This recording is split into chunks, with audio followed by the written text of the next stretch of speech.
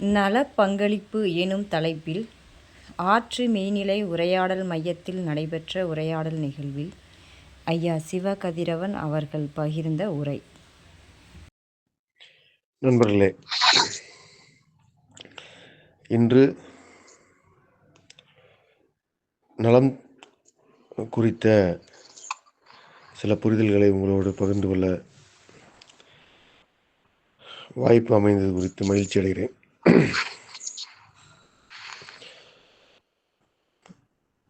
நலம் என்றால் என்ன என்ற ஒரு கேள்வியை நாம் நமக்குள் கேட்டு பார்க்கிற போது பலவிதமான விடைகள் நமக்கு கிடைக்கும். ஒருவருக்குள்ளேயே பலவிதமான விடைகள் கிடைக்கும். இவ்வாறாக உங்கள் யாவருக்குள்ளும் வெவ்வேறு விடைகளை ஒரு தொகுப்பாக உருவாக்கும் அளவிற்கு நலம் என்றால் என்ன என்ற விடைகளை நீங்கள் காண்பீர்கள். அந்த விடைகள் எல்லாமும் உங்கள் பட்டறிவின் பார்ப்பட்டு தொகுக்கப்பட்டவையாக இருக்கலாம். மேலும் அந்த விடைகள் உங்களது ஏக்கங்களையும் ஆசைகளையும் உள்ளடக்கியதாக இருக்கலாம்.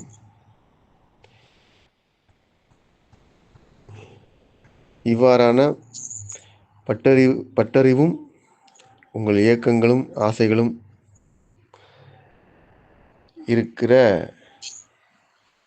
இந்த தொகுப்பிற்கு உள்ளேயும் வெளியேயும் நலம் என்ற கருத்தை நாம் பேச முடியும். நலம் என்றவுடன் நாம் அல்லது ஒரு தனி மனிதன் எதனை கருதுகிறார்? அவர் உடல் நலத்தை நலம் என்று கருதக்கூடும். மேலும் அவர் பொருளாதார வலிமையை நலம் என்று கருதக்கூடும். இன்ன பிற சூழல்களையும் வாய்ப்புகளையும் அவற்றோடு அவர் பொருந்துகிற பொருத்தப்பாடுகளையும் கூட நலம் என்று கருதக்கூடும். இவை நலம் என்கிற கருத்திற்கு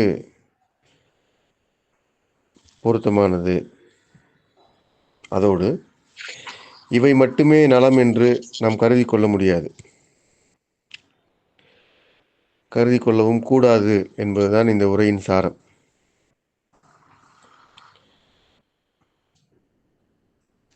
இந்த வாய்ப்புகளையும் உங்கள் ஏக்கங்களையும் அதனை அடைந்த பின்பு நீங்கள் ஏற்படுத்திக் கொள்கிற உற்சாகங்களையும் நலம் என்று கருதுவீர்கள் என்றால் மெய்யாகவே நலம் என்கிற கருத்தை நீங்கள் தவற விடுவீர்கள். அது மட்டுமல்ல, நலம் குறித்து உங்களுக்கு இருக்கிற பற்றாக்குறையான புரிதலில் நிலைத்து விடுவீர்கள்.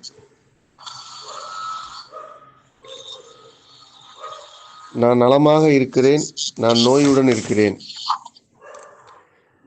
என்று நீங்கள் கருதுகிற, வெளிப்படுத்துகிற அல்லது சொல்லுகிற கருத்து என்பது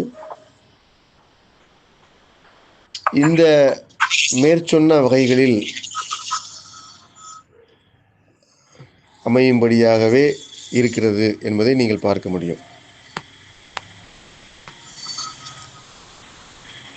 ஒரு மனிதனின் வாழ்க்கை வாழ்வதற்கான அடிப்படை, ஒரு மனிதன் வாழ்வை வாழ்வதற்கான அடிப்படை என்கிற கோணத்தில் சில செய்திகளை நீங்கள் உள்வாங்கிக் கொள்ள வேண்டும்.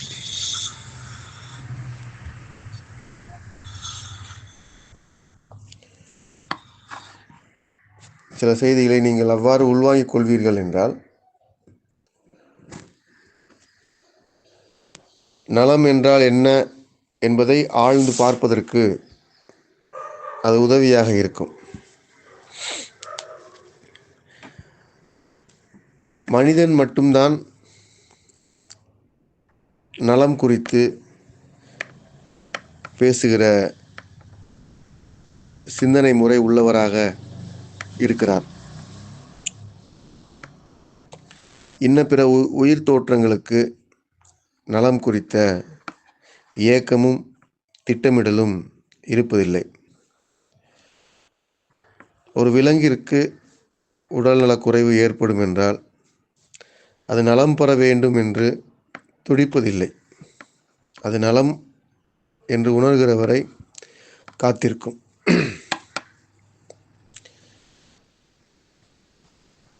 இவ்வாறான காத்திருப்பு மனிதர்களுக்கு இல்லை.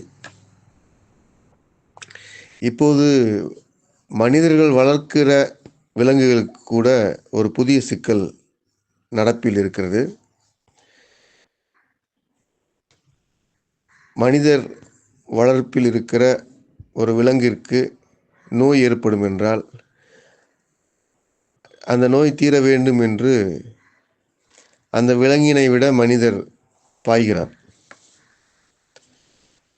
தன் வீட்டில் வளர்கிற நாய்க்குட்டிக்கு உடல் நலிவுற்றதென்றால், தாம் வளர்க்கிற மாடுகளுக்கு உடல்நலக் குறைவு என்றால் உடனடியாக அதற்குரிய மருத்துவ ஆளுமைகளை நாடி நலம் பெற வேண்டும் என்று விலங்குகளையும் மனிதன் பழக்கப்படுத்தி வைத்திருக்கிற காலத்தில் நாம் வாழ்கிறோம். மனிதன் பழக்கத்திற்கு உள்ளே இருக்கிற விலங்குகள் நலிவுற்றவுடன் நலம் பெறுவதும் என்கிற பழக்கத்திற்கு வந்துவிட்டன. இவை எதிர்காலத்தில் நலிவுற்றவுடன் நலம் பெற வேண்டும் என்று அவை விரும்பினாலும் அவ்வாறு விரும்புவதற்கு கூட மனிதர்கள் பழக்கி விடுவதற்கு வாய்ப்பு இருக்கிறது. இப்போது விலங்குகள் உடல்நலக் குறைவோடு இருக்கும் என்றால் ஓய்வெடுக்கின்றன. மனிதர்கள் வளர்க்கிற விலங்குகள் ஓய்வெடுக்கின்றன. காட்டில் இருக்கிற விலங்குகளுக்கு குழப்பமே இல்லை, அவை ஓய்வில் தான் இருக்கும்.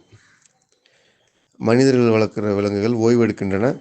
அவசர அவசரமாக மனிதர்கள் அந்த விலங்குகளை மருத்துவ பரிசோதனைக்கு உட்படுத்தி நலம் அடைய முயற்சிக்கிறார்கள். நலமும் கிடைக்கிறது. தொடர்ந்து மருத்துவ நடைமுறைகள் விலங்குகளுக்கும் பின்பற்றப்படுகின்றன. எதிர்காலத்தில் இந்த சூழல் நலம் என்று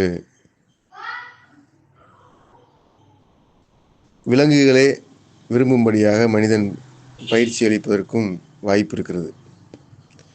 உங்கள் வீட்டில் இருக்கிற நாய்க்குட்டிக்கோ பூனைக்குட்டிக்கோ உடல்நலக் குறைவு ஏற்படும் என்றால் அதுவே உங்களிடம் வந்து அதனை வெளிப்படுத்தி உடனடியாக மருத்துவமனைக்கு அழைத்து செல்ல வேண்டும் என்று வற்புறுத்தும்படி நீங்கள் வளர்ப்பீர்கள் என்று காலம் அமைய வாய்ப்பு இருக்கிறது. மனிதர்களுடன் வளர்ப்பு பிராணிகளுக்கு நலம் குறித்த சிந்தனையில் மாற்றம் ஏற்படுகிறது. ஆனால் அடிப்படையில் நலம் என்பதை நீங்கள் புரிந்து கொள்வீர்கள் என்றால் இப்படியான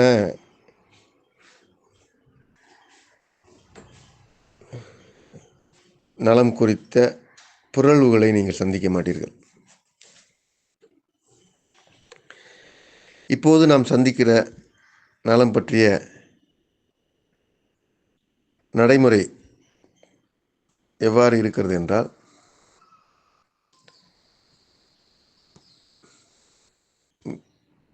மேலோட்டமாக பார்க்கிற போது ஒரு விதமாகவும் சற்று ஆழமாக பார்க்கிற போது கூடுதல் வெளிப்பாடுகளோடும் அவை தொடர்கின்றன. மேலோட்டமாக பார்க்கிற போது என்ன என்றால், நான் வெற்றி பெற வேண்டும், நான் உடல் நலம் பெற்றவனாக இருக்க வேண்டும், நான் பொருளாதாரத்தில் சிறந்தவராக இருக்க வேண்டும், நான் நல்ல கல்வி அறிவு பெற்றவராக இருக்க வேண்டும், நிறைய தகவல்களை சேகரித்தவராக இருக்க வேண்டும் என்பதாக இருக்கிற ஒரு நலக்கோட்பாடு. இந்த நலக்கோட்பாடு இப்போது நடப்பில் இருக்கிறது. நீங்கள் இரவு முழிக்கிறீர்கள், இரவு கண் விழிக்கிறீர்கள் என்றால் அதற்கு காரணம் மறுநாள் நீங்கள் வைத்திருக்கிற வேலை திட்டம். அந்த கண் விழிப்பு ஒரு உடல்நல குறைபாடை உருவாக்கும் என்பதும், தொடர்ந்து அந்த உடல்நல குறைபாடை நீங்கள் சீரமைத்துக் கொள்வதற்கு முயற்சிப்பீர்கள் என்பதும் பகல் நேரத்தில் உங்களுக்கு இருக்கிற வேலை திட்டத்தின் சார்ந்தே இருக்கிறது. உடல் நலமாக இருக்க வேண்டும் என்று நீங்கள் கருதுவதே உங்கள் வேலை திட்டத்தில் எவ்வித இடர்பாடும் இருக்கக்கூடாது என்பதற்காகத்தான். இது ஒரு நிலை என்று அதுதான் நலம் என்று கருதப்படுகிறது. நீங்கள் நேராக அமர்வது, நீங்கள் உறங்குவது, நீங்கள் உண்பது, நீங்கள் உங்கள் உடல்நலத்திற்குரிய அக்கறை எடுத்துக்கொள்வது எல்லாமும் ஒரு வேலை திட்டத்திற்கு பொருத்தி கொள்வதற்காகத்தான். இந்த கருத்தை நீங்கள் கேட்டவுடன் உங்களுக்கு தோன்றலாம், வேலை செய்வதற்கும் வேலை திட்டத்தில் நம்மை பொருத்தி கொள்வதற்கும் தானே நலம் வேண்டும் என்று. இந்த வேலை திட்டம் யார் வகுத்தது, யாருக்கானது என்கிற விரிந்த பார்வையில் நீங்கள் உரையாடுவீர்கள் என்றால் இந்த வேலை திட்டத்திற்கும் உங்களது உள்ளிருப்பிற்கும் தொடர்பு இருக்காது. நீங்கள் அவசரமாக வேலை செய்கிறீர்கள் என்கிற போது உடன்பாடு இல்லாமல் வேலை செய்கிற, பணிச்சுமையோடு வேலை செய்கிற சூழலை நீங்கள் பல நேரங்களில் உணர்கிறீர்கள். நீங்கள் தற்போது பார்க்கிற வேளையில், பணிச்சூழலில் விருப்பம் கொண்டு ஆழ்ந்து உருகி வேலை செய்வது போல வேலை செய்ய முடிகிறதா என்று நீங்கள் கேட்டு பாருங்கள். கடமைக்காக, பொருளாதாரத்திற்காக, வேறு வழி இல்லாமல் உங்களை நிரூபிப்பதற்காக இப்படி இத்தனை விதமான இயக்கங்களையும் ஆசைகளையும் கொள்கைகளாக கொண்டு ஒரு வேலையில் இணைந்து வேலை செய்து கொண்டிருக்கிறீர்கள். அந்த வேலையில் இடையூறு வரக்கூடாது என்பது உங்கள் கவனமாக இருக்கிறது. இந்த இடையூறுகள் உங்கள் வேலையை தடை செய்யும் என்றால் நீங்கள் தோற்றுப்போனவராக கருதப்படுவீர்கள் என்று அஞ்சுகிறீர்கள். நீங்கள் வெற்றி பெற முடியாதவர் என்று கருத்து வந்துவிடும் என்று பதட்டம் கொள்கிறீர்கள். உங்களால் எதுவும் செய்ய முடியவில்லை என்று உங்கள் பக்கத்தில் இருப்பவர் கருதக்கூடும் என்று வேகம் காட்டுகிறீர்கள். இவைதான் உங்கள் வேலை திட்டத்திற்குள் நீங்கள் பொருந்துவதற்கு நீங்கள் காட்டுகிற அக்கறையினுடைய அளவு. பிறர் என்ன நினைப்பாரோ, அல்லது பிறர் முன் சிறப்பாக, வளமையாக அவர் கருதுகிற கருத்தின் அடிப்படையில் நான் என்னை நிரூபிக்க முடியாமல் போனால் நான் தோற்றவனாவேன் என்று ஒரு கருத்தை தாங்கிக் கொண்டு உங்கள் நலக்கொள்கையை பேசிக் கொண்டிருக்கிறீர்கள். இதுதான் நடைமுறையில் இருக்கிற நலக்கொள்கைகள். இரவும் முழிப்பது, உணவுகளை தாறுமாறாக உண்பது, உடல் பயிற்சி என்ற பெயரில் உங்கள் உடலை முறுக்குவது, திருக்குவது, இன்ன பிற மென்மையான பயிற்சி முறைகள் என்று மூச்சை கட்டுப்படுத்துவது, மூச்சினை வேக வேகமாக விடுவது, இன்னும் நவீன பயிற்சி முறைகள் என்று நீங்கள் தேடுவீர்கள் என்றால் முகத்திற்கு மட்டும் தனியான பயிற்சி முறைகள், தோள்பட்டைக்கு மட்டும் தனியான பயிற்சி முறைகள், இடுப்புக்கு மட்டும் தனியான பயிற்சி முறைகள், ஆடிக்கொண்டே பயிற்சி செய்வது, பாடிக்கொண்டே பயிற்சி செய்வது என்று குவிந்து கிடக்கின்றன. இவை யாவும் உங்கள் வேலை திட்டம் இடையூறுக்கு உள்ளாகக்கூடாது என்று நீங்கள் கருதுவதால் வந்தவை. என் வேலை திட்டத்திற்கும் என் உடல் நலத்திற்கும் என்ன தொடர்பு என்று நீங்கள் துல்லியமாக தெரிந்து கொள்வீர்கள் என்றால் இந்த பயிற்சியாளர்களுக்கு சந்தையே இல்லை. இந்த பயிற்சியாளர்களுடைய சந்தை உங்கள் வேலை திட்டத்தில் உங்களை இடையூறு இல்லாமல் பொருத்தி கொள்ள வேண்டும் என்கிற உங்கள் நினைப்பு தான். அந்த நினைப்பினை குறிவைத்தே இந்த சந்தைகள் வேலை செய்கின்றன. உங்கள் நலம் இப்படி ஒரு அளவில் நடைமுறையில் இருக்கிறது என்பதை நீங்கள் பார்க்க வேண்டும். இன்னும் ஆழமான பகுதி என்பதற்கு செல்வதற்கு முன் இவற்றை நீங்கள் ஓரளவேனும் புரிந்து கொள்ள வேண்டும். நான் ஏன் உண்கிறேன்? இந்த உணவை எனக்கு பரிந்துரை செய்தது எது? நான் பசி எடுத்து உண்கிறேன் என்று நீங்கள் கவனித்து உண்பதாக இருந்தால் கூட அந்த உணவிற்கும் உங்கள் ஆர்வத்திற்கும் உங்கள் பசிக்கும் இடையே இருக்கிற உறவை நீங்கள் பார்க்கவில்லை.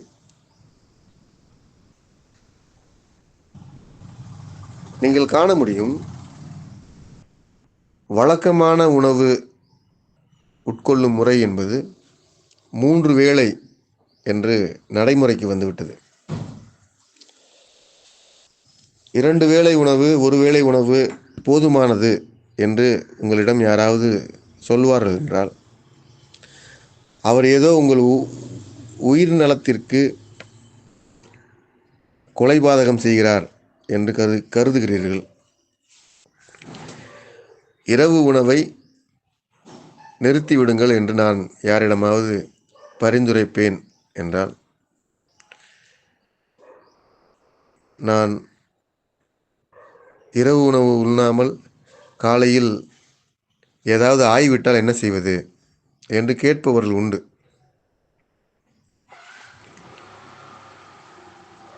இவர் எவ்வாறு இந்த கேள்வியை தம்முள் எழுப்புகிறார் என்றால் நடைமுறையில் இது இருக்கிறது. மனிதனுடைய சராசரி உணவு உட்கொள்ளும் இடைவேளை ஒரு நாளைக்கு 3 வேளை, அரிதினும் அரிதாக 2 வேளை, பொது வழக்கம் 3 வேளை.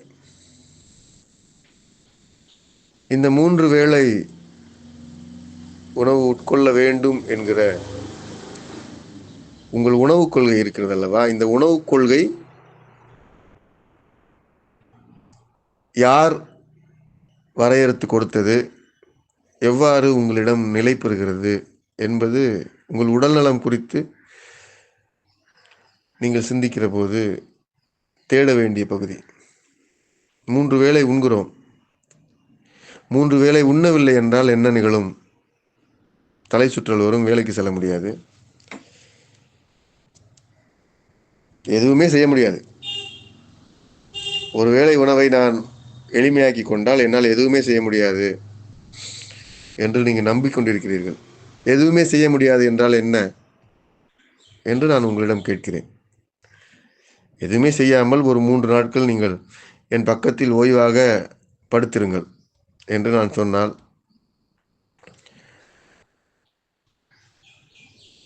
அந்த சொல்லை கூட உங்களால் புரிந்து கொள்ள முடியவில்லை. எதுவுமே செய்யாமல் இருப்பதற்கு என்ன செய்ய வேண்டும் என்று கேட்கிறீர்கள். எதுவுமே செய்யாமல் இருப்பது என்றால் எதுவுமே செய்யாமல் இருப்பது தான் அதற்குள் இருக்கிற ஆழமான செயல்பாடு. அதற்கு என்ன செய்ய வேண்டும் என்று சிந்திக்கிற நடைமுறையில் இருப்பதால் ஏதாவது செய்வதற்கு எதையாவது உண்ண வேண்டும், குறிப்பிட்ட இடைவெளியில் அல்லது 3 வேளை கணக்கில் உண்ண வேண்டும் என்று உணவுக் கொள்கைகள் அமைந்திருக்கின்றன. எதுவுமே செய்ய வேண்டும் என்பது என்கிற பார்வை கூட சற்று ஆழமானது. ஆனால் உண்மையிலே நீங்கள் பார்க்கிற வேளைக்கு 3 வேளை உண்ண வேண்டுமா என்றால் கூட உங்களால் பார்க்க முடியாது. நீங்கள் ஒரு பணியில் இருக்கலாம், அது அரசு பணியாக இருக்கலாம், அல்லது சொந்த பணியாக இருக்கலாம், அல்லது இன்ன பிற பணிச்சூழலாக இருக்கலாம். எளிய வாழ்க்கை முறை அல்லது பரபரப்பான வாழ்க்கை முறை, எந்த வகையான வாழ்க்கை முறையாகவும் இருக்கலாம். இவ்வாறாக வாழ்க்கை முறை எந்த வகையில் இருந்தாலும் உங்களுக்கு 3 வேளை உணவு என்பது அழுத்தமாக பதிந்திருக்கிறது. 3 வேளை உணவை தவிர்த்துவிட்டு உங்களால் பணி செய்யவே முடியாது என்று நீங்கள் நம்பிக்கொண்டிருக்கிறீர்கள். நீங்கள் பணி செய்ய வேண்டும் என்பதும், நீங்கள் பணி செய்வதற்கு 3 வேளை உணவு வேண்டும் என்பதும் நீங்கள் கவனிக்க வேண்டிய பகுதி என்பது இந்த உரைக்குள் நான் உங்களிடம் பகிர்ந்து கொள்கிறேன். இதைப்போல நீங்கள் வேறு எந்த பகுதியையும் கவனிப்பதற்கு அவசியமில்லை.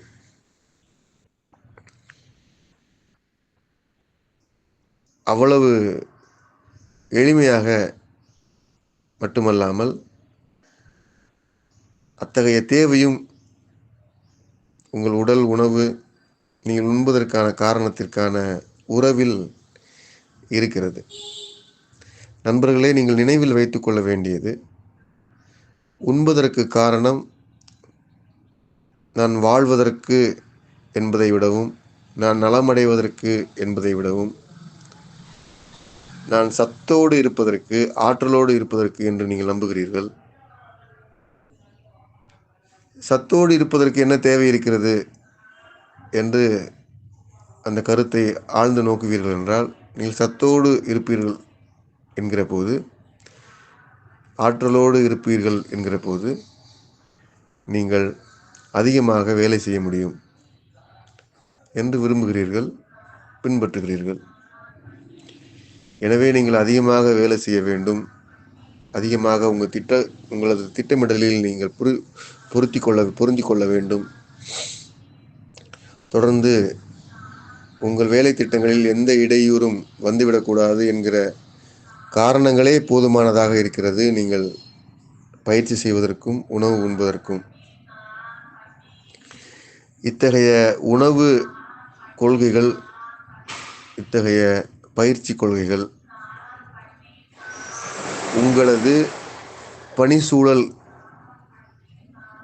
காரணத்தினாலும், உங்களது ஒரு பொழுதை திட்டமிடுகிற நோக்கத்தினாலும் வடிவமைக்கப்பட்டிருக்கின்றன என்பதும், இத்தகைய வடிவமைக்கப்பட்ட செயல்பாடுகள், கருத்துகள் உங்கள் நலத்தை உண்மையிலேயே நலமாக வைத்திருக்கின்றனவா என்பதும் தான் நலம் பற்றி நாம் புரிந்து கொள்வதற்குரிய பகுதிகள். இவை உண்மையிலேயே உங்களை நலமாக வைத்திருக்காது. அடிப்படையில் நலம் என்றால் என்ன என்றே நீங்கள் கண்டுபிடிக்க முடியாத அளவிற்கு இவை உங்களை சிக்கலில் வைத்திருக்கின்றன என்பதுதான் நீங்கள் புரிந்து கொள்ள வேண்டியது. நீங்கள் செய்கிற எந்த செயல்பாட்டிற்கும், எந்த நடைமுறைக்கும் உங்கள் பணிச்சூழலும் உங்கள் சமூக சூழலும் காரணமாக அமைந்திருக்கின்றன என்பதை விட வேறு நடைமுறை உங்களிடம் உண்டா என்றால் இல்லை. சமூகம் சார்ந்து நீங்கள் ஒரு நலக்கொள்கையை, உணவுக் கொள்கையை பின்பற்றுவீர்கள் என்றால் அது நலக்கொள்கையும் அல்ல, உணவுக் கொள்கையும் அல்ல. அது சமூகத்திற்கான நலக்கொள்கை, அது சமூகத்திற்கான உணவுக் கொள்கை, சமூகத்தில் நீங்கள் பொருந்துவதற்கான நலக்கொள்கை, சமூகத்தில் நீங்கள் பொருந்துவதற்கான உணவுக் கொள்கை, இன்ன பிற சமூக செயல்பாடுகளில் உங்களை ஈடுபடுத்திக் கொள்வதற்கான கொள்கைகள். இவை போன்ற வெவ்வேறு கொள்கைகளும் இருக்கின்றன. இந்த சமூகம் உங்களை வரவேற்கிறது, உங்கள் பங்களிப்பை பெற்றுக்கொள்கிறது. அதே வேளையில் உங்களுக்கு வேண்டிய மனநிறைவையும் நிம்மதியையும் உற்சாகத்தையும் எப்போதும் வழங்கி கொண்டே இருக்கிறது என்றால் இந்த கொள்கைகளை நீங்கள் கடைபிடிப்பதற்கு நான் வழிகாட்டுவேன். சிக்கல் என்னவென்றால், நீங்கள் உங்களை பொருத்திக் கொள்வதற்காக, இடையூறு இல்லாமல் பொருத்திக் கொள்வதற்காக கையாளுகிற எல்லா கொள்கைகளும், உணவுக் கொள்கையாக இருந்தாலும், சமூக கொள்கையாக இருந்தாலும், இன்ன பிற கொள்கைகளாக இருந்தாலும், அவை உங்களிடமிருந்து உங்கள் பங்களிப்பை பெற்றுக்கொண்டவுடன் உங்கள் மனநிறைவை கசக்கி எறிகிறது. உங்களுக்கு சோர்வை, ஊக்கத்தை தருகிறது. நீங்கள் என்னை ஆசுவாசப்படுத்திக் கொள்ள வேண்டும் என்று ஒரு எண்ணத்தை வைத்துக் கொண்டே இருக்கிறீர்கள். உங்களுக்கு ஞாயிற்றுக்கிழமைகள் தேவைப்படுகின்றன. சினிமா கேளிக்கைகள் உதவி செய்கின்றன. மதுபானங்களும் போதைப் பொருட்களும் பெரும் ஊக்கம் தருகிற மதிப்புமிக்க பொருட்களாக பார்க்கப்படுகின்றன. இவைதான் உங்கள் நலம் பற்றி நீங்கள் பின்பற்றுகிற கொள்கைகள் உங்களுக்கு தருகிற வெளிப்பாடுகள். இவற்றிற்குள் சிக்கி நின்று கொண்டு நலம் என்பதும், நலத்தை புரிந்து கொள்வதும், நலம் பற்றி ஆழ்ந்து பார்ப்பதும் இன்றியமையாத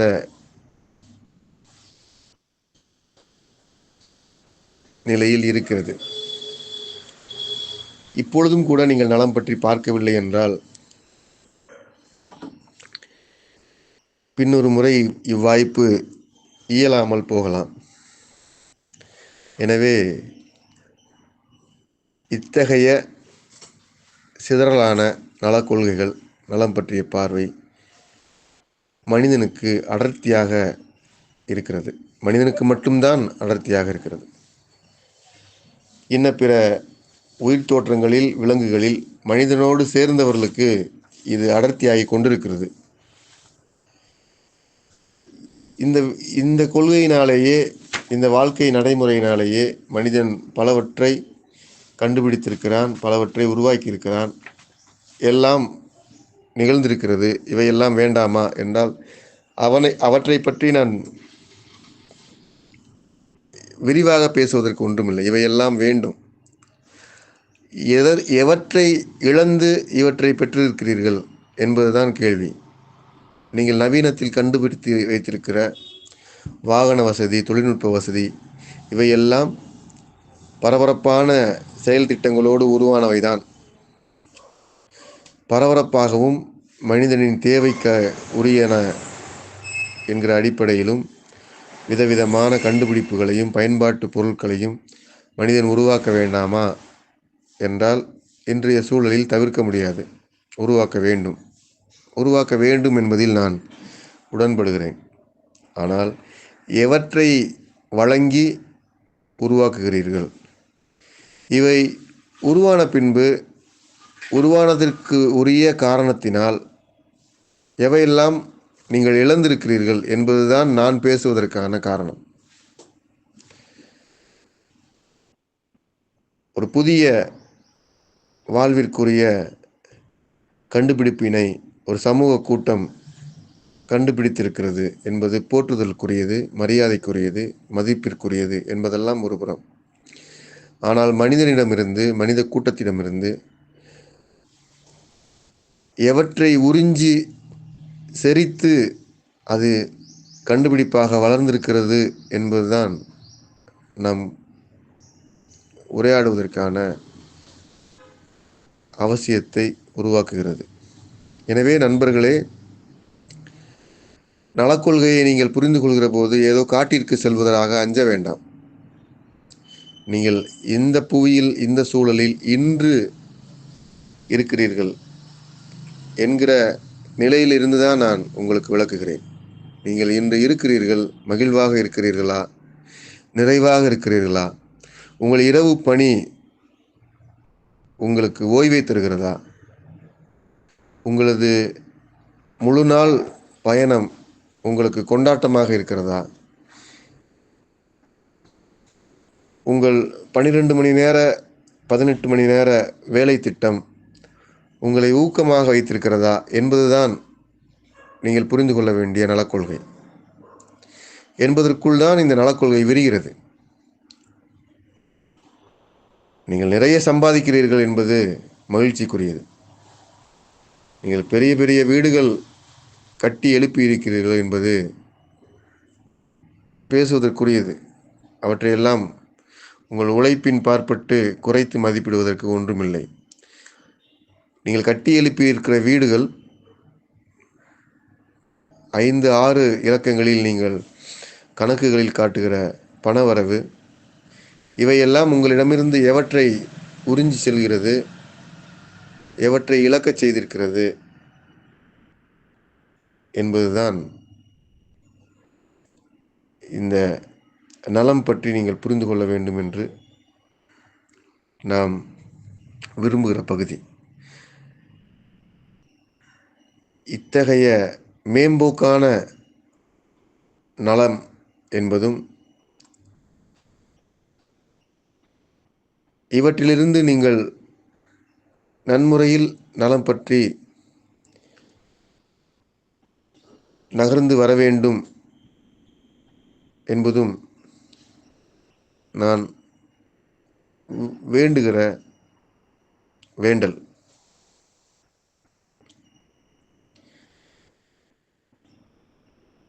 ஆக நீங்கள்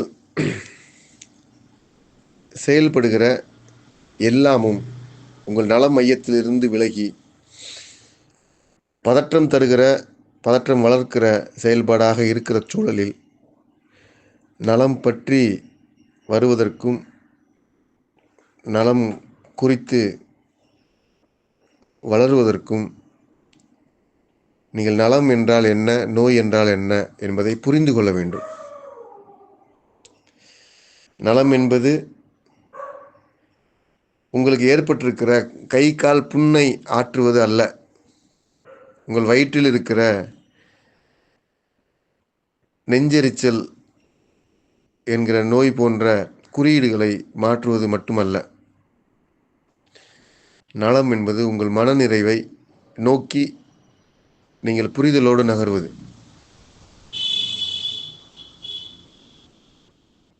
உயிர் சூழலில், உயிர் தோற்றங்களில் மனிதன் மட்டும்தான் பைத்தியம் பிடிக்கும் அளவிற்கு நோயாளி ஆகிறான். வேறு எந்த உயிர் தோற்றத்திற்கும் பைத்தியம் பிடிப்பதில்லை, மனப்பிறழ்வு ஏற்படுவதில்லை. அறிவு இருக்கிறது. எல்லா உயிர் தோற்றங்களும் அறிவோடு இருக்கின்றன. மரத்திற்கும் புல்பூண்டிற்கும் கூட அறிதல் இருக்கிறது என்று நாம் பார்க்கிறோம். விலங்குகளுக்கு ஆழ்ந்த புரிதல் இருக்கிறது, சூழல் பற்றி புரிதல் இருக்கிறது, பருவநிலை பற்றி தெளிவு இருக்கிறது. தன் சூழல் குறித்து அவற்றை பற்றி கொண்டு நகர்வதற்கான எல்லா வரம்புகளும் வழிகாட்டலும் விலங்குகளும் உயிர் தோற்றங்களும் புரிந்து வைத்திருக்கின்றன. உயர் பிறப்பென்று கருதுகிற, வளர்ச்சியில் நிற்கிறோம் என்று இருமாப்பு கொள்கிற மனிதனுக்கு அவை இல்லை. அதற்கு ஒரு சான்று நான் உங்களுக்கு விளக்கினால் புரியும். மனிதன் மட்டும்தான் தற்கொலை செய்து கொள்கிறான். தன்னை மாய்த்துக் கொள்கிற, தன்னை சிதைத்துக் கொள்கிற இழிவான பிறழ்வான நலக்கொள்கை கொண்ட ஒரே உயிர் தோற்றம் மனிதனாகத்தான் நாம் பார்க்கிறோம். எனவே உங்கள் நலம் என்பது ஒரு சமூகத்தினுடைய அல்லது ஒரு தனி மனிதனுடைய மேலான பகுதியை புரிந்து கொள்வதில் துவங்குகிறது.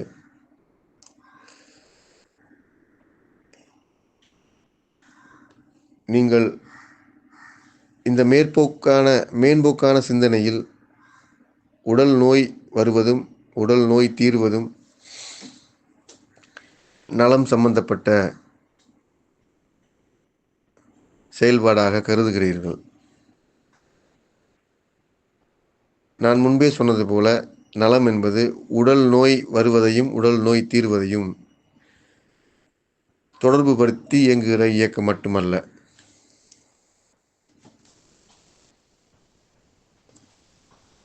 நலம் என்கிற சொல், நலிவு என்கிற சொல், இவை இரண்டும் ஒரே வேரிலிருந்து தான் வருகின்றன. நலிவு என்பது சிதைவுற்ற நிலை அல்லது பொருந்தாத நிலை.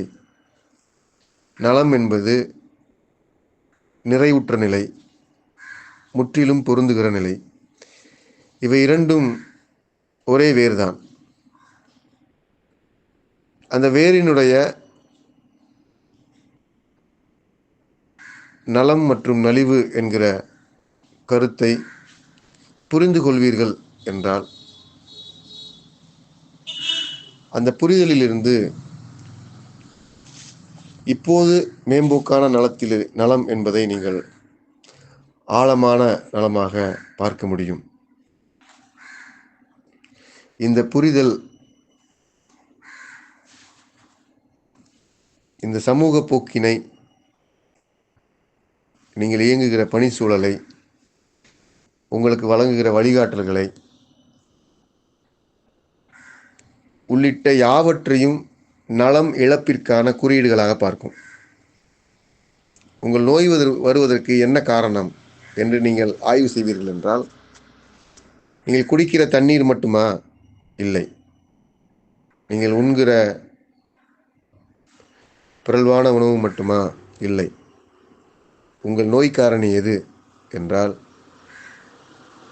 உங்களது பணிச்சூழல், உங்களது வெற்றி கோட்பாடுகள், உங்களது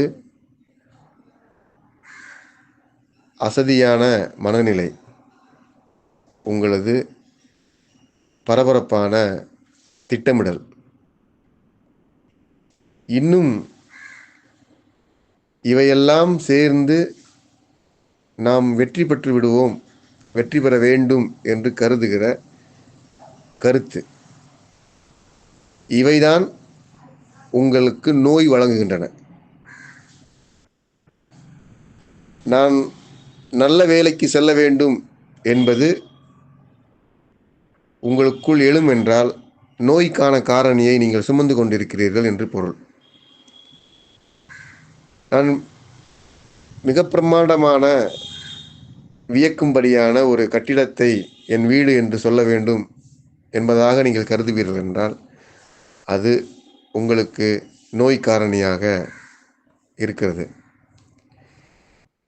சமூகத்தில் உங்களை சுற்றி இருக்கிற வேறொருவருக்காக உங்களை இயக்கும்படி நீங்கள் பொருத்திக் கொள்வீர்கள் என்றால், அவரது இயக்கத்திற்கு உங்களை உட்படுத்துவீர்கள் என்றால், அவை வெற்றி தரும் என்று நீங்கள் நம்புவீர்கள் என்றால், இவை யாவும் உங்கள் நலத்திற்கு எதிரானது, உங்களுக்கு நோய் கூறுகளை வழங்கக்கூடியது. எனவே என் உடலில் ஒரு காயம் இருக்கிறது, என் அவயத்தில் ஒரு பிழை இருக்கிறது என்பதாக நீங்கள் நலத்தை புரிந்து கொள்வது நடப்பில் இருக்கிற நலக் கொள்கைகள். ஆனால் நலம் என்பது அப்படி கட்டமைக்கப்படுவதல்ல.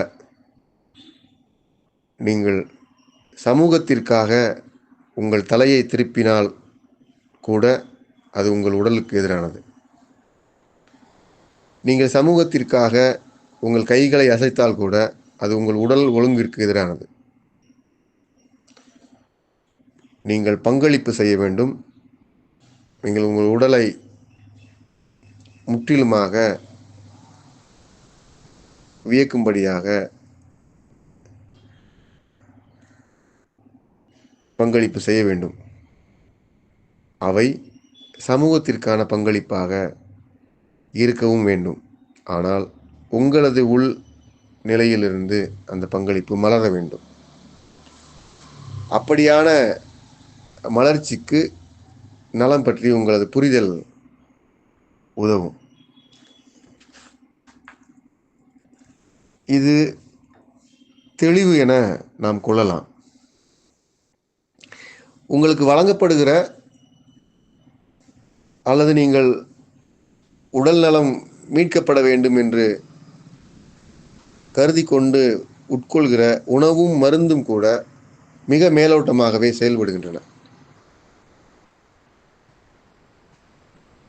அவை உங்களது உடலுக்குள் இருக்கிற பல படிமானங்களில், பல படிநிலைகளில் சிதைவை நிரந்தரப்படுத்துகின்றன. ஒரு நோய் வந்திருக்கிறது, நோய்க்கு ஒரு மருந்தை உட்கொள்கிறீர்கள் என்பது உடலளவில் நிகழ்கிற எளிமையான மாற்றம். அது உங்களை குணப்படுத்தாது. உண்மையிலேயே காரணம் என்ன என்பதை புரிந்து கொள்வதுதான் உங்களை குணப்படுத்தும் வல்லமை கொண்டது. எனவே நலம் என்கிற மேலோட்டமான பொதுப்படையான நிலையிலிருந்து நகர்ந்து அடிப்படையில் நலம் பற்றி உங்களுக்கு ஒரு புரிதல் ஏற்படும்படி உங்களை மாற்றிக்கொள்ள வேண்டும் என்று நான் விரும்புகிறேன். நோய் வந்தால் சீர் செய்து கொள்ளலாம் என்றும், நோயிலிருந்து விடுபட்டு கொள்ளலாம் என்றும், யாவற்றையும் பார்த்து கொள்ளலாம் என்றும் ஒரு இருமாப்பு சிந்தனையும் இப்போது வளர்கிறது.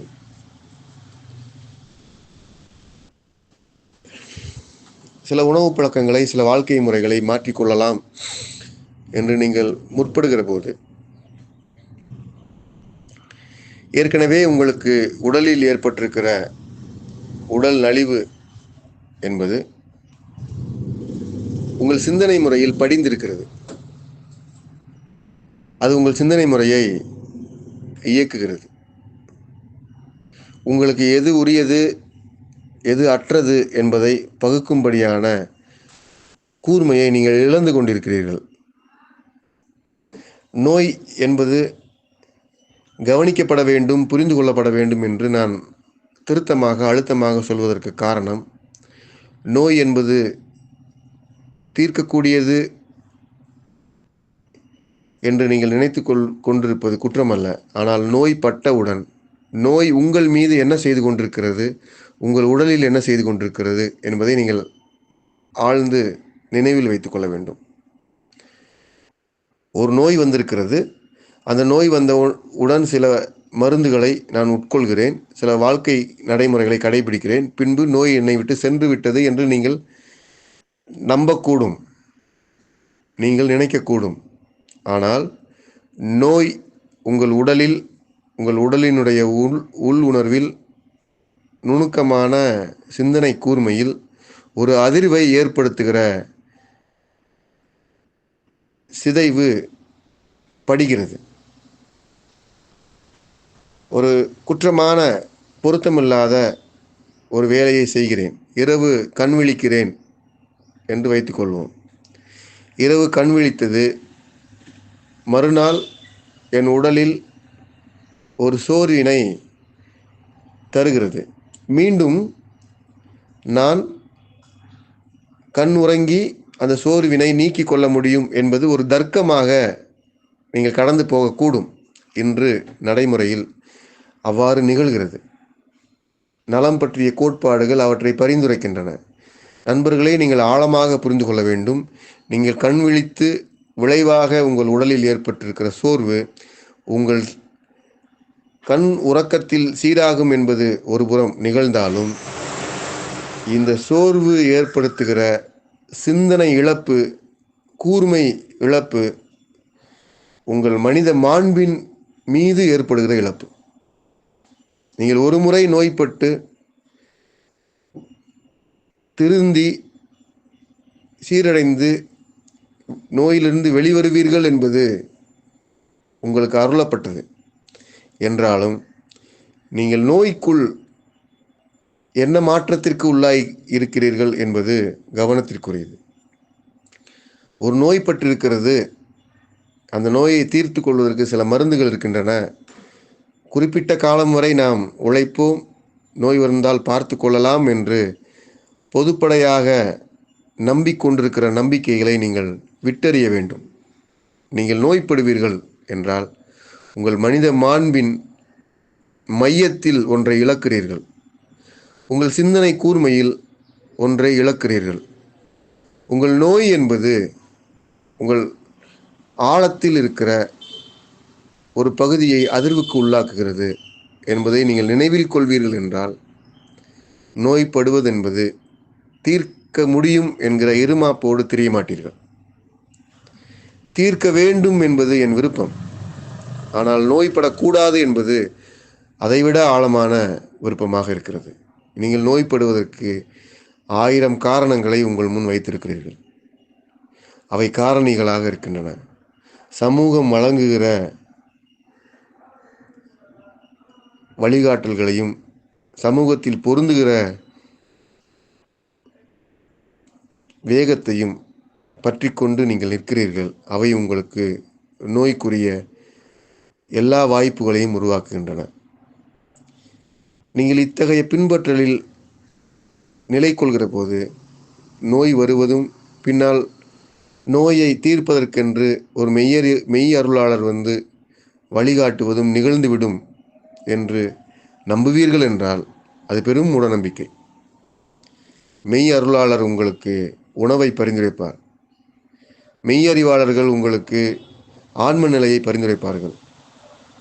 மெய்யுணர்ந்தோர் உங்களுக்கு நல்வாழ்க்கையை பரிந்துரைப்பார்கள். ஆனால் நோய்பட்ட போது நீங்கள் இழந்திருக்கிற கூர்மை சிதைவால், நோய்பட்டிருக்கிற போது நீங்கள் இழந்திருக்கிற உங்கள் ஒளி இழப்பால் ஒரு மெய்யருளாளர் வழங்குகிற எந்த வழிகாட்டலையும் முழுமையாக உங்களால் பின்பற்ற முடியாது. உங்கள் உடல் நலத்தை நீங்கள் புரிந்து கொள்வீர்கள் என்றால், உடல் நலம் என்றால் என்ன என்று நீங்கள் புரிந்து கொள்வீர்கள் என்றால், நீங்கள் மெய்யருளாளரினுடைய வழிகாட்டலை எளிமையாக பின்பற்ற முடியும் என்பது மட்டுமல்ல, உங்களுக்கு ஒரு மெய்யருளாளர் தேவைப்பட மாட்டார். நீங்கள் புரிந்து கொள்ள வேண்டும் என்பதுதான் நான் விரும்புவது. உங்களுக்குள் எது நோயை ஏற்படுத்துகிறது என்பது மிக குறிப்பாகவும் தொகுப்பாகவும் நீங்கள் வரையறுக்க முடியும். சமூகம் வழங்குகிற வழிகாட்டல் அவற்றில் பொருந்தியே தீர வேண்டும் என்கிற துடிப்பு உங்களுக்கு நோயை ஏற்படுத்துகிறது என்பதை நீங்கள் பார்க்க முடியும். இது உங்களுக்கு வளர்ச்சிதான் என்பதும் நீங்கள் நம்ப முடியும். இந்த வளர்ச்சிக்கு நீங்கள் எதனை இழக்கிறீர்கள் என்பதுதான் நீங்கள் நலம் கொள்வதற்குரிய, நலம் பெறுவதற்குரிய, நலத்தில் நிலைப்பதற்குரிய அடிப்படையான கருத்து. நீங்கள் நிறைவை வைத்து வளர வேண்டும். நிறைவின் பார்ப்பட்டு மலர வேண்டும். நான் ஏன் நோயாக இருக்கிறேன் என்பதை உங்களால் காண முடிய வேண்டும். என் நோயிற்கு என்னவெல்லாம் காரணமாக இருக்கின்றன என்பதை பார்க்க தெரிய வேண்டும். இவ்வாறு பார்ப்பதற்கும் இவ்வாறு உணர்வதற்கும் புரிவதற்கும் நீங்கள் விரும்ப வேண்டும். இத்தகைய மேம்போக்கான சூழலிலிருந்து புரிதலோடு விடுபட வேண்டும். எப்படி என்றாலும் உங்களுக்கு வழங்கப்படுகிற இந்த சமூக வழிகாட்டல் உங்களை அழுத்தி நோய்க்கு உள்ளாக்குகின்றன என்கிற இடத்திற்குத்தான் நீங்கள் இறுதியாக வந்து சேர்வீர்கள். நண்பர்களே, நான் இன்னும் ஆழமாக சொல்கிறேன். நீங்கள் விரும்பாமல் சமூகம் உங்களுக்கு ஒரு வழிகாட்டலை வழங்காது. இந்த உரையை முடித்தவுடன், ஆக சமூகம்தான் நோய் காரணியாக இருக்கிறது, சமூகத்தில் நான் என்னை ஈடுபடுத்திக் கொள்வதால் நான் நோய்வாய்ப்படுகிறேன் என்று எளிமையாக ஒரு உண்மையை கண்டுபிடிப்பதாக நீங்கள் நினைத்து கொள்ளக்கூடாது. சமூகம் உங்கள் மீது செல்வாக்கு செலுத்துகிறது என்பது எத்தனை உண்மையோ அதே அளவிற்கு ஆழமான உண்மை, சமூகத்தினுடைய செல்வாக்கினை நீங்கள் இருகரம் நீட்டி வரவேற்கிறீர்கள். நான் இந்த சமூகத்தில் பொருந்த வேண்டும் என்று விரும்புகிற, இயங்குகிற சிந்தனைதான் சமூகம் வழங்குகிற வழிகாட்டலுக்கான வாசற்படியாக இருக்கிறது. எனவே நீங்கள் நோயிலிருந்து விடுபட வேண்டும் என்றால், சமூகம் வழங்குகிற வழிகாட்டலை என்னுள் யார் வரவேற்கிறார் என்பதை பார்க்க தெரிந்தவராக இருக்க வேண்டும். நீங்கள் வரவேற்காமல் உங்கள் இரவு நேர பணிகள் உங்களை நோக்கி வருவதில்லை. நீங்கள் வரவேற்காமல் உங்களது பிறழ்வான, சுமையான நேர இழப்பு நிகழ்வதில்லை. நீங்கள் வரவேற்காமல் உங்கள் கொண்டாட்டங்கள் உங்களிடமிருந்து பறிக்கப்படுவதில்லை. எது ஒன்றை, இழிவை, சுமையை உங்களுக்குள் நின்று வரவேற்கிறது என்பதை நீங்கள் பார்க்க வேண்டும்.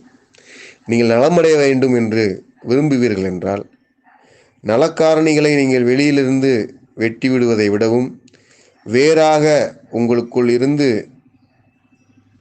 குறைபாடுகளை வரவேற்கிற ஒன்றாக இருக்கிறது அல்லவா, அதனை புரிந்து அவற்றிலிருந்து நீங்கள் விடுபட வேண்டும். நான் வரவேற்கிறேன் என்பதை நீங்கள் ஏற்க வேண்டும். நீங்கள் வரவேற்காமல் இத்தகைய நலப்பிறழ்வு, இன்று பார்க்கிற நல சீரழிவு, இத்தகைய உடலுக்கு இழிவு தரக்கூடிய இழிவான பரிந்துரைகள் எதுவும் வருவதற்கோ வந்தபின் நிலைப்பதற்கோ வாய்ப்பே இல்லை. எது உங்களுக்குள் இவற்றை வரவேற்கச் செய்கிறது, இவற்றை நிலை கொள்ளச் செய்கிறது என்பதை நீங்கள் பார்ப்பது ஆழமான நலக் கொள்கைகளில் ஒன்று. எனவே நலம் வரவேண்டும் என்பதற்கு, நீங்கள் விரும்புவதற்கு சமூக பொருத்தம் மீண்டும் காரணமாக இருக்கும் என்றால், மீண்டும் அது நலிவைத்தான் ஏற்படுத்தும். நலத்தை ஏற்படுத்துவதற்கு வழி இல்லை. நான் சமூகத்திற்காக, சமூகம் பார்க்க வேண்டும் என்பதற்காக, ஒருவர் என்னை போற்ற வேண்டும் என்பதற்காக, ஒருவர் என்னை கொண்டாட வேண்டும் என்பதற்காக, ஒருவரிடம் நற்பெயர் வாங்க வேண்டும் என்பதற்காக இவற்றையெல்லாம் செய்து கொண்டிருக்கிறேன் என்பதை நீங்கள் பார்க்கிறீர்களா என்றால், நீங்கள் மையத்தின் பக்கத்தில் வந்துவிட்டீர்கள். எது என்னை இயக்குகிறது என்று நீங்கள் சிந்திக்கிறீர்கள் என்றால், நீங்கள் மையத்தின் பக்கத்தில் இருக்கிறீர்கள். பிறரால் நான் மதிக்கப்பட வேண்டும், பிறரால் நான் கொண்டாடப்பட வேண்டும், என் வெற்றி பிறர் போற்றுகிற வெற்றியாக இருக்க வேண்டும் என்பதான உங்களை பிறருக்காக பலி கொடுக்கிற சிந்தனைதான் இவற்றையெல்லாம் வரவேற்கின்றன, இவற்றையெல்லாம் இருகரம் நீட்டி அழைத்து வருகின்றன என்பதை பார்ப்பீர்கள் என்றால், இந்த சிந்தனைக்கும் உங்களுக்குமாக இருக்கிற உறவையும் விளைவுகளையும் நீங்கள் நோக்க முடியும். நீங்கள் நலமாக இருப்பதற்கு தடையாக இருப்பது நீங்கள் உங்களுக்காக இருக்கவில்லை, உங்களை தவிர்த்த வேறொன்றிற்காக இருக்கிறீர்கள். நான் நலம் அடைவதற்கு சொல்கிற பரிந்துரை, நீங்கள் உங்களுக்காக இருக்க வேண்டும். நீங்கள் உங்களுக்காக இருக்க வேண்டும் என்பதை புதிய கோட்பாடாக கருதி கொள்வீர்கள் என்றால் அதுவும் நலத்திற்கு எதிரானது. உங்கள் உடலிற்கு ஒரு வலிமை இருக்கிறது, உங்கள் உடலிற்கு ஒரு வாழ்கிற போக்கு இருக்கிறது, உங்கள் உடலிற்கு ஒரு புனிதமான அருள் இருக்கிறது. அவை உங்களை வழிநடத்தும், இயக்கும், மலரச் செய்யும். இவற்றை விடுத்து வேறொருவருக்காக என்றால் நீங்கள் இழப்பது ஏராளம். அதில் முதன்மையானது உங்களை. இந்த மையமான சிந்தனையை பற்றி கொண்டு, உணர்வான புரிதலை பற்றி கொண்டு, உங்களை புரிந்து கொள்வதற்கு நீங்கள் முனைவீர்கள் என்றால் உங்கள் மலர்ச்சியின் வழியாக இந்த சமூகத்திற்கு பெரும் பங்களிப்பை செய்ய முடியும்.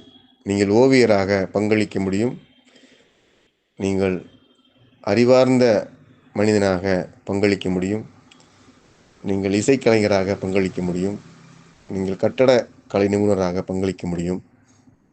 எவ்வகையில் இந்த சமூகத்திற்கு நீங்கள் பங்களிக்க விரும்புகிறீர்களோ அவ்வகையில் நீங்கள் சமூகத்திற்கு பங்களிக்க முடியும்.